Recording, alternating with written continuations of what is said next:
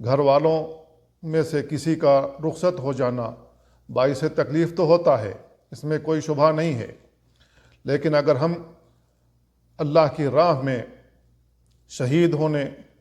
اور اللہ کی راہ میں جان دینے کی فضیلت کو جان لیں تو ہمارے اوپر سے یہ جو تکلیف ہے، یہ جو معاناہ ہے، یہ کم ہو جائے گی۔ ابن عباس رضی اللہ عنہما بیان کرتے ہیں، انہوں نے کہا بین رجل واقف مع رسول اللہ صلی اللہ علیہ وسلم، ایک آدمی رسول اللہ صلی اللہ علیہ وسلم کے ساتھ اپنی سواری پر، ولا تخمروا رأسه ولا تحنطوه فإنه يبعث يوم القیامة ملبیا۔ جب اس کا انتقال ہو گیا تو نبی کریم صلی اللہ علیہ وسلم نے بیان فرمایا کہ اس کو پانی سے